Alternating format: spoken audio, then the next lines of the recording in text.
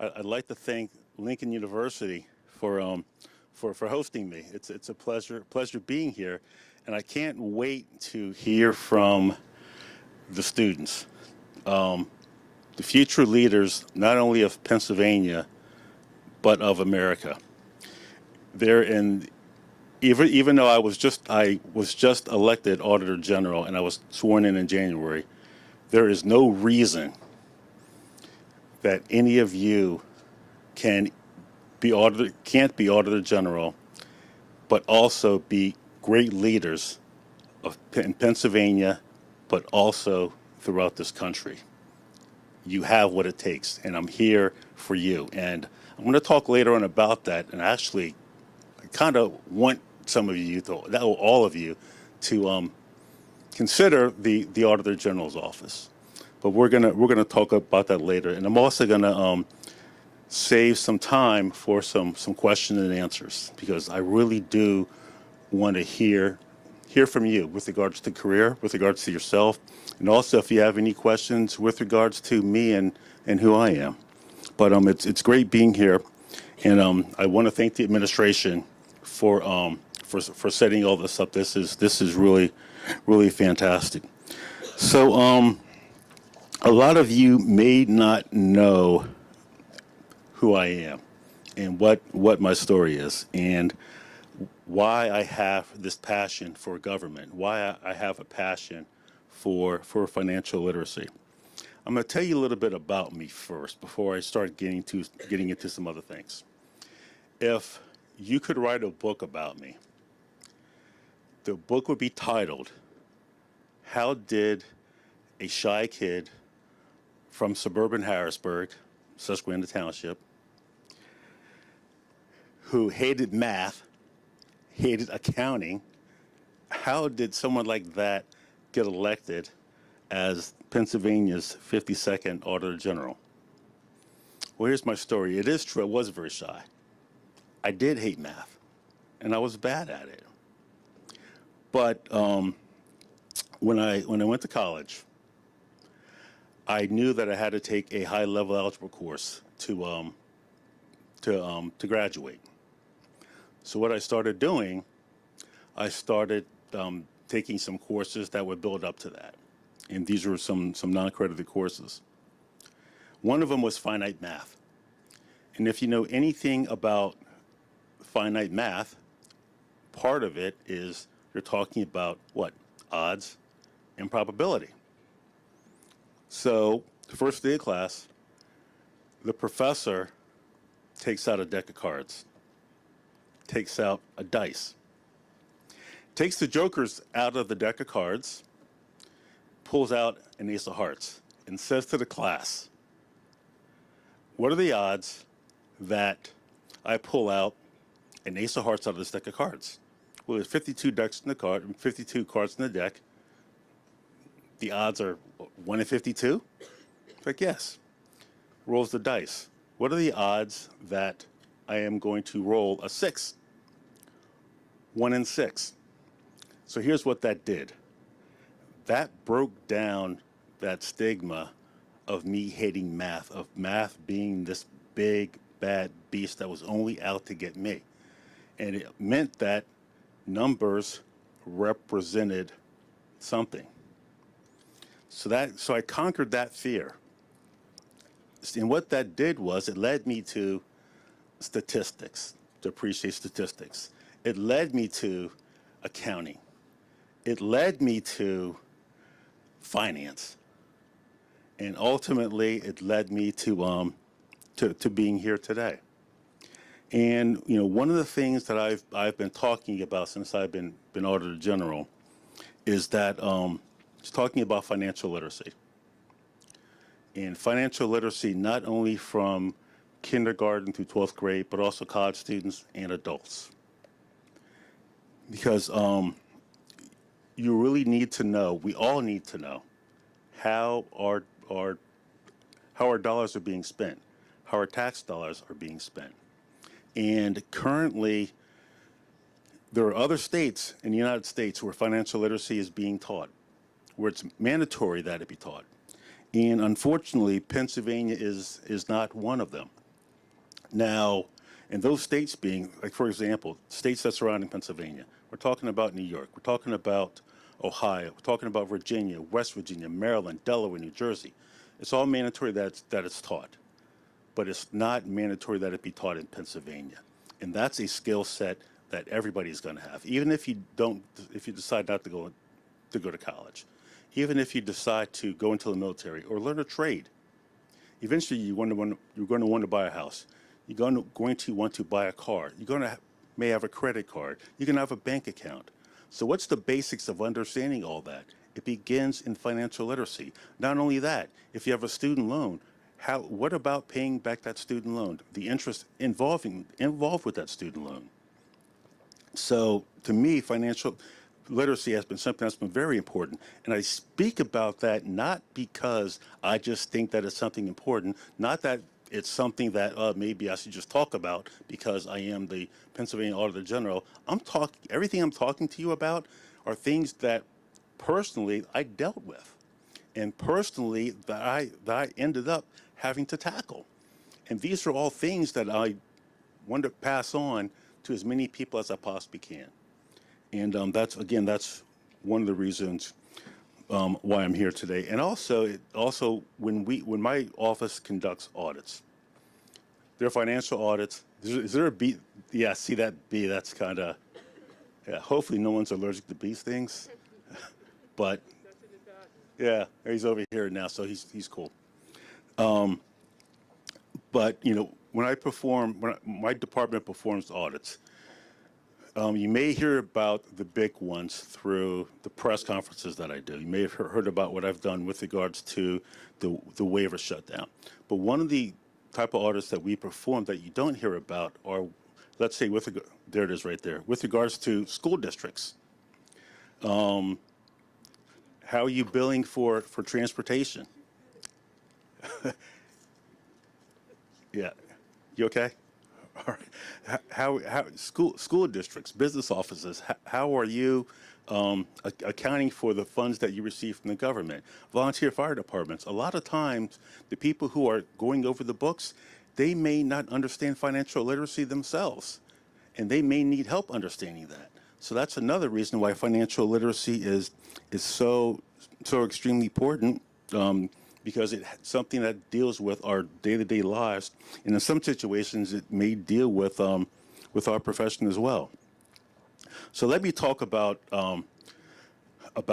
my department. How many of you know? And you probably heard that I was coming, so you probably Google me. Know what the Auditor General's office does? So, in a nutshell, here's what we do. I'm your taxpayer advocate.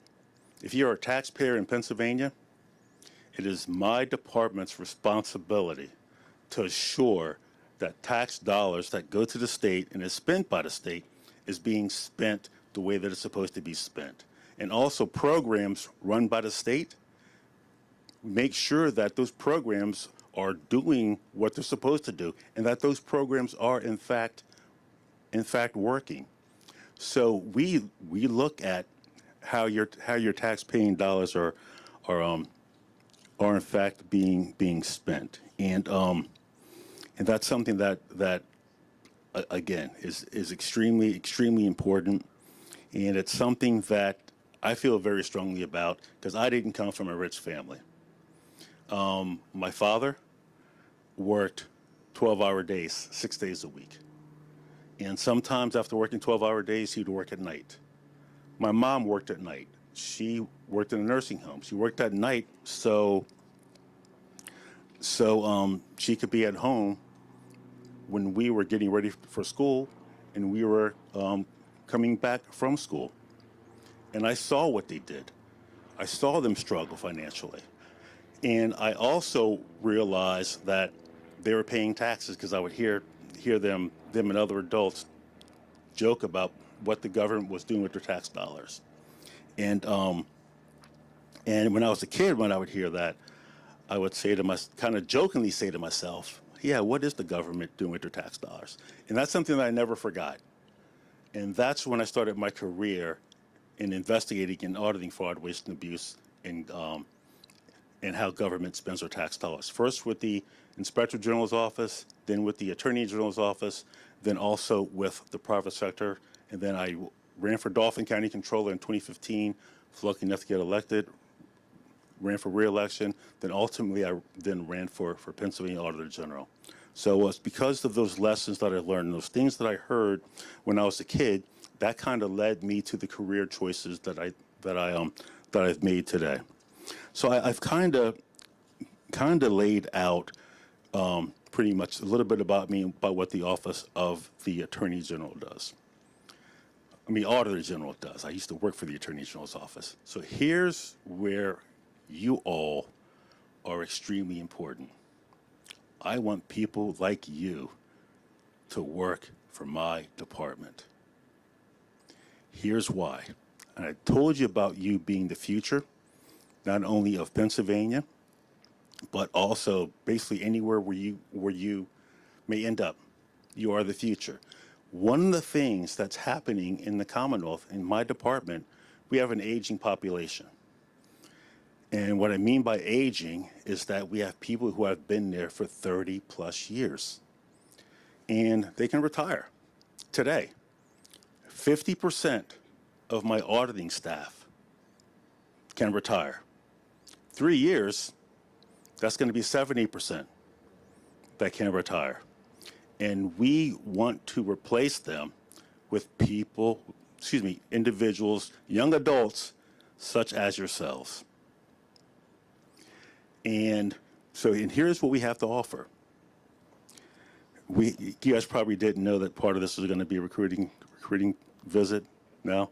Okay. Well, all right. Well, that's part of my speech. It's a recruiting trip to talk to you about what my office does. And I've talked about some of the audits, volunteer fire departments, different municipalities, but we also audit pension plans. We also do special audits, different programs in the Commonwealth. And one of the things that I encourage you to do is to go on our website and to look at some of the things that we've done, and consider a future in our office. But also, even before that, consider being an intern in our office. And I know some of you may not necessarily be from the Harrisburg area where our main office is, but we do offer remote working environment and a remote internship program. But one of the things that we are trying to do, we're trying to increase the size of our internship program. And we would like all our interns to eventually apply for a position. Because if you're going to be an intern with our office, we don't want you going somewhere else. We want you to stay right with the Auditor General's department.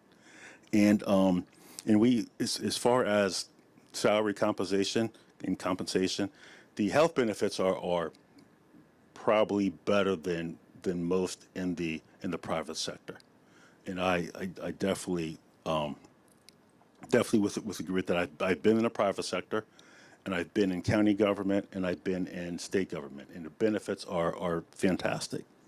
But one of the things that we also offer, that state government offers, one of the things that is very, very attractive to young students such as yourselves, is if you say you have a student loan, and if you work for government for 10 years, as long as you are making whatever payments you're required to make for 10 consecutive years, at the end of 10 years, your student loans are forgiven.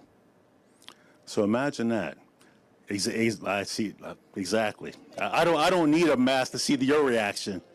So imagine you're at a place where you can learn a career, and if any of you decide to get your CPA license, we would help you with that, or any other type of certification, or any other type of post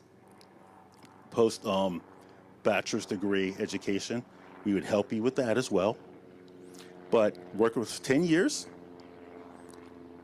make your do whatever payments you need to do for 10 years to regards to your student loans, and at the end of that, your student loans are forgiven.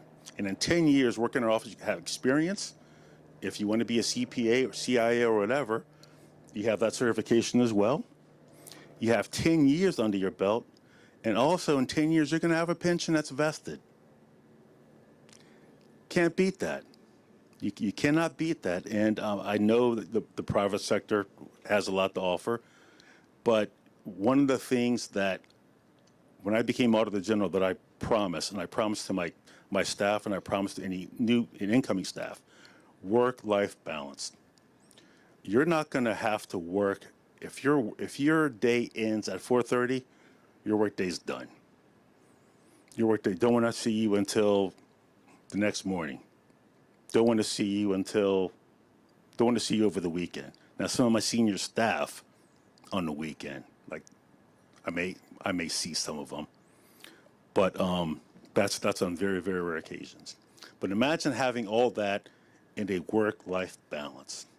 That sounds pretty good to me.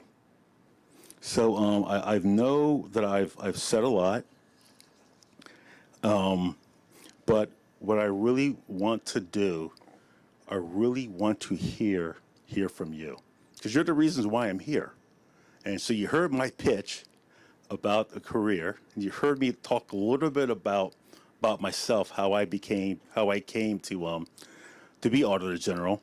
But I really want to hear from you and to see what questions that you have either for me with regards to the office or anything, or my election, which happened in 2020. And well, there are a few things that were going on in the 2020 elections, and I was part of that. So the floor is yours. I'm sorry. Hold on a second. What we are going to do is that we are going to take the Auditor General, Mr. DeFoor, DeFoor, upstairs. We sit in the room for him to relax, so you can ask him all your questions. Okay? Thank you very much, sir. Thank you. For coming. God Thank bless. you very much. Thank you. So we can go in here. Yes, straight. Thank you, Mr. DeFoor. I appreciate you being here. Okay, so students, you're going to follow Dr. Datsun and Mr. Timothy DeFoor to the business department. And when this is over, we have a small gift for you. Thank you for being here.